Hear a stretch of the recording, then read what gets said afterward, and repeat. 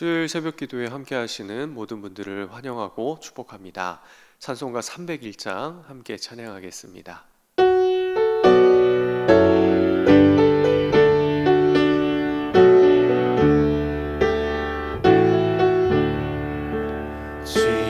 지금까지 지내온 것 주의 크신 은혜라 한이 없는 주의 사랑 어찌 이루 말하랴 자나깨나 주의 손이 항상 살펴주시고 모든 일을 주 안에서 형통하게 하시네. 몸도 맘도 연약하나 새 힘받아 살았네. 물 붓듯이 부시는 주의 은혜 족하다. 사랑 없는 거리에 나 험한 산길에 뵐 때 주의 손을 굳게 잡고 찬송하며 가리라.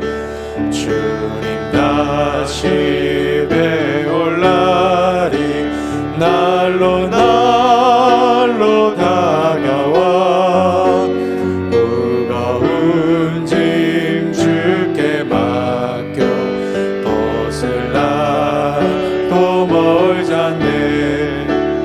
나를 위해 예비하신 고향 집에 돌아가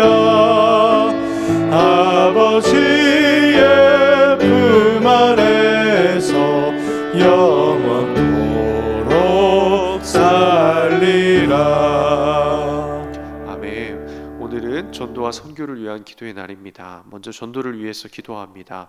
주님의 명령에 순종하여 언제 어디서나 복음을 전하는 우리가 되게 하여 주옵소서. 믿지 않는 가족들 마음을 열어주시고 속히 함께 예배하는 날이 오게 하옵소서. 우리 교회가 해운대 지역을 책임지는 방주의 역할 감당하게 하옵소서. 두 번째로 선교를 위해 기도합니다. 각 목장 부서가 선교지와 소통하며 기도하고 후원하는 것을 통해 선교지가 더욱 힘을 얻고 적절하게 채움받게 하옵소서.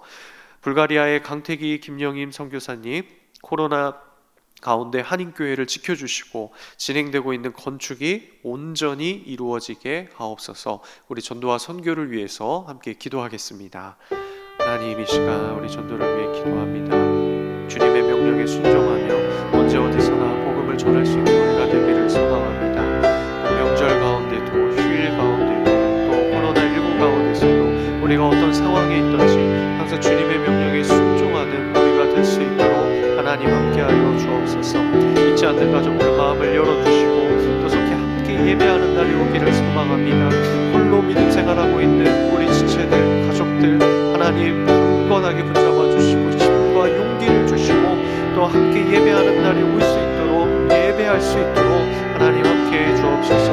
우리 교회가 해운대 지역을 책임지는 방주의 역할 감당하기를 소망합니다. 해운대 지역 골목마다 방방 곳곳에 우리 성도들이 복음 들고 전진해서 그곳에 복음의 역사가 일어나는 일들이 있게 하여 주옵소서. 또 선교를 위해 기도합니다. 각 목장과 부서가 선교지와 소통하고 있습니다. 기도하며 후원하고 있습니다. 하나님, 이것을 통하여 선교지가 힘을 얻고 적절하게 채움받게 하여 주시고 하나님께서 붙들어 주시는 또 가장 선한 길로 인도하시는 것들을 우리가 함께 볼 수 있도록 하나님 함께해 주옵소서. 불가리아의 강태기 김영임 선교사님, 하나님 코로나 가운데서도 한인교회를 지켜주시고 한인교회 성도들을 하나님 붙잡아 주시고 모든 상황들 하나님 그 속에서 진행되고 있는 건축들 또 여러 구제의 사역들 하나님 안전하고 지혜롭게 지켜주시기를 원합니다. 하나님께서 적절한 사랑과 또 재정과 또 인력과 또 하나님 모든 도우심들을 하나님 붙여주시고 또 그것을 통하여서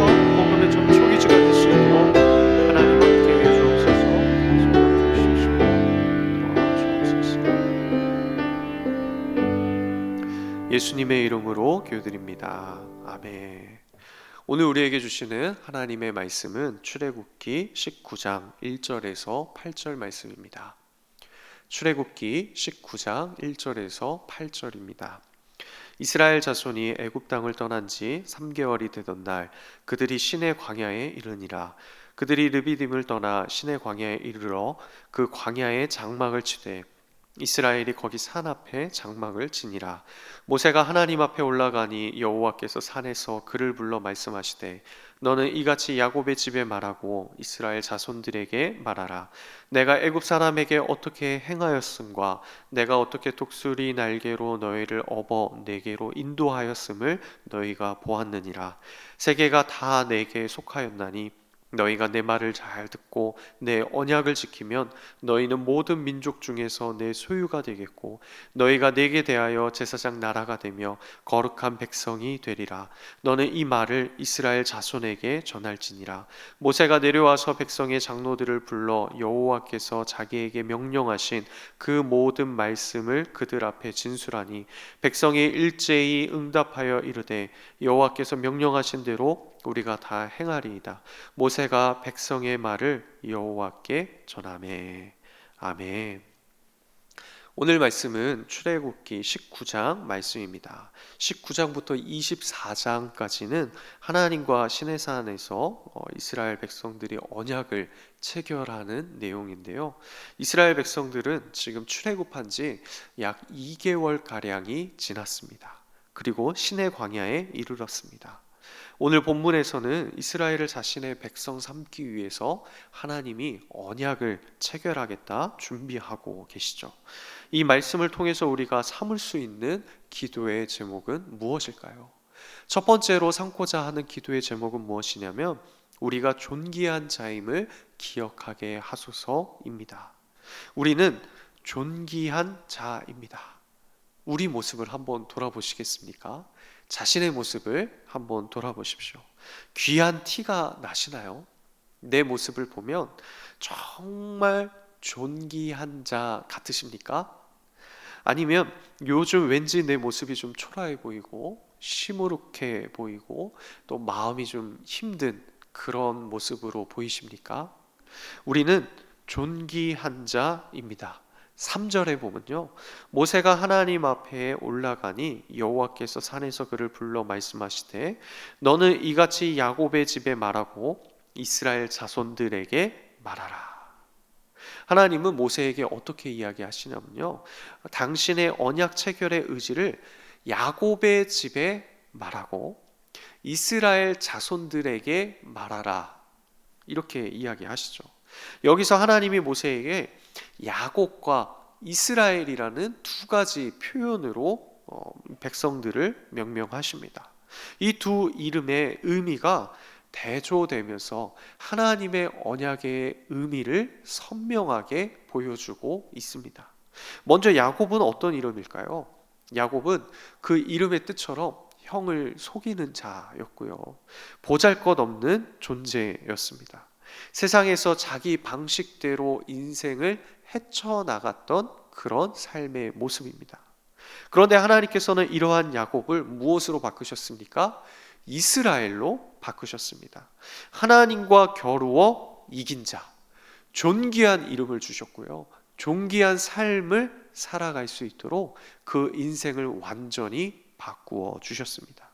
마찬가지로 이스라엘 백성들은 애굽에서 무려 430년간 종살이를 했던 비천한 존재였습니다. 노예였죠. 야곱의 자손들이었습니다. 그런데 하나님은 크신 역사를 이루셨고요, 애굽에서 백성들을 건져내셨고요, 하나님의 백성으로 온 세상에 드러나게 하셨습니다. 야곱의 자손이었지만 하나님은 이들을 은혜로 존귀한 이스라엘 자손들로 바꾸신 것이죠. 아무리 무가치한 자라 할지라도 하나님 안에서는 존귀한 자가 됩니다. 때로 우리가 세상적으로 볼 때 어떤 자랑거리가 없는 그런 보잘것없는 존재처럼 여겨질 수도 있습니다. 하지만 우리의 가치를 결정하는 것은 무엇일까요? 하나님과의 관계입니다. 하나님은 이스라엘을 찾아오셨고요. 언약을 맺으셨습니다. 그 결과 어떻게 되었습니까? 베드로 사도가 말하는 것처럼 그러나 너희는 택하신 족속이요 왕 같은 제사장들이요 거룩한 나라요 그의 소유가 된 백성이니. 이스라엘은 하나님의 선택받은 족속이 되었고요. 왕 같은 제사장이 되었습니다. 거룩한 나라, 창조주 전능자 하나님의 소유가 된 백성들입니다. 이것이 이스라엘 백성들의 가치이죠. 또한 예수 그리스도를 믿고 영접한 우리의, 하나님의 자녀된 우리의 가치입니다. 그리스도인에게는 열등감은 어울리는 단어가 아니에요. 세상적으로 내 모습을 다른 이들과 비교하며 나의 약함에 좌절하고 실망하는 것은 그리스도인들과 어울리지 않습니다. 그리스도인은 하나님과의 언약 속에서, 관계 안에서 자신의 가치를 얻습니다. 우리는 하나님께서 선택하신 족속, 제사장 나라, 거룩한 백성입니다. 이것을 이스라엘에게 알려주기 위해서, 전해주기 위해서 하나님은 출애굽이라는 엄청난 역사를 이루신 것이죠. 그리고 그 언약의 체결이 오늘 본문에서부터 시작되고 있습니다. 기도로 시작하는 오늘 하루 가운데 우리가 존귀한 자임을 기억하시고 그 감격으로 살아갈 수 있으시기를 축복합니다. 두 번째로 기도의 제목을 삼고자 하는 것은 무엇이냐면요, 제사장 나라로 구별된 삶을 살게 하소서입니다. 오늘 본문 5절과 6절에 이렇게 말씀합니다. 세계가 다 내게 속하였나니 너희가 내 말을 잘 듣고 내 언약을 지키면 너희는 모든 민족 중에서 내 소유가 되겠고 너희가 내게 대하여 제사장 나라가 되며 거룩한 백성이 되리라. 너는 이 말을 이스라엘 자손에게 전할지니라. 하나님께서 언약 체결을 준비하시면서 모세를 통해 백성들에게 전할 내용이 이것이었습니다. 이스라엘 백성이 하나님의 말씀을 잘 듣고요, 또 언약을 잘 지키면 어떻게 됩니까? 이스라엘의 하나님의 소유가 되고 제사장 나라가 되고 거룩한 백성이 됩니다. 특별히 세계 열방 중에 특별히 구별되어서 하나님과 직접적인 교제를 할 수 있는 특권을 누리게 되죠. 그리고 하나님과 열방 사이에서 중재자로서의 역할을 하게 될 것이다 라고 말씀하십니다. 이러한 역할은 온 인류의 대제사장이신 예수 그리스도께서 이 땅에 오셔서 십자가의 죽으심으로 모두 완성하셨습니다. 골로새서 1장 20절에 그의 십자가의 피로 화평을 이루사 만물 곧 땅에 있는 것들이나 하늘에 있는 것들이 그로 말미암아 자기와 화목하게 되기를 기뻐하심이라. 그리고 이제 예수 그리스도를 믿고 영접하고 따르는 우리와 같은 그리스도인들에게 이러한 제사장적 사명이 위임되었습니다. 우리는 이 땅에서 제사장 나라로 살아가며 구별된 삶을 살아야 합니다. 우리의 구별된 삶을 통해서 우리가 살아가는 모든 상황 속에 관계된 자들에게 하나님의 백성이 어떤 것인지를 보여주어야 합니다. 내 삶은 그냥 내 삶에서 그치는 것이 아니고요, 내 삶은 제사장 나라로서 예수 그리스도의 인생이 무엇인지를 보여주는 인생이 되는 것이죠. 예수님이 이루신 십자가, 그 십자가의 은혜, 화평, 화목, 그것이 무엇인지 우리를 통해서 다른 이들에게 흘러가야 하는 것입니다. 오늘까지 추석 연휴이죠. 방역 수칙에 따라서 사적 모임 인원수가 제한되었습니다. 많은 가족들을 만나기는 어렵습니다. 먼 거리를 이동하면 혹시나 코로나19가 더 퍼지지는 않을까 걱정이 되기도 하고요. 오프라인으로 가족들을 만나는 것도 걱정이 되고, 그래서 영상 통화를 하거나 전화로 안부를 묻는 분들도 많이 계십니다. 명절을 맞이하여 그동안 연락을 잘 안 하고 지냈던 주변 지인들에게 안부를 묻고요, 메시지도 보내고요, 선물도 하는 그런 기간이 이 명절 시간들입니다. 이렇듯 우리와 관계된 수많은 사람들과 다시금 그 관계를 확인했던 시간이, 그리고 그런 모습을 지금도 갖고 있는 것이 이번 연휴입니다. 하나님께서 우리를 선택하시고 지금까지 지켜주시고 우리를 죄에서 구출해 내셔서 하나님의 자녀로 존귀하게 살아가게 하시는 이유가 무엇입니까? 그 이유는 제사장 나라로 구별된 삶을 살라고 하시는 것이죠. 그리고 구별된 삶으로 말미암아 우리와 관계하고 있는 그 모든 사람들이 하나님의 백성은 저런 것이구나, 하나님의 백성된 삶은 저렇게 살아가는 것이구나, 그리스도인들은 뭔가 다르구나, 그것을 보여주는 삶을 제사장 쪽으로 살아가는 것을 우리에게 사명으로 주신 것입니다. 기도로 시작하는 오늘 하루 가운데 우리가 하나님의 선택을 받고 새롭게 세워진 존귀한 자임을 기억하시고 또 제사장 나라로 구별된 삶을 살아가시고 또 이번 연휴 가운데 또 앞으로의 삶을 통해서 하나님의 은혜가 우리를 통해 우리 주변으로 흘러갈 수 있기를 예수님의 이름으로 축복합니다. 하나님 감사합니다. 우리를 존귀한 자로 세워주시고 또 우리를 제사장 나라로 또 거룩한 백성으로 언약을 체결하시고 또 우리의 삶에 찾아오심을 감사를 드립니다. 하나님, 우리가 그 하나님의 말씀대로 살아가기를 소망합니다. 그 은혜를 우리 주위에 있는 자들에게 흘려보낼 수 있는 축복된 삶을 살게 하여 주옵소서. 모든 것 주님만을 의지하오며 우리를 통해 이루실 하나님의 역사를 기대하며 예수님의 이름으로 기도드립니다. 아멘. 이 시간 가지고 있는 기도의 제목들 기도하시고 또 하나님께 아뢰시고 또 우리 나라와 민족을 위해서, 교회를 위해서, 코로나19로 힘들어하고 있는 우리 가족들을 위해서, 또 이번 명절 가운데 함께하는 우리 모든 지체들을 위해서 오랜 시간 기도했으면 좋겠습니다. 함께 기도하겠습니다.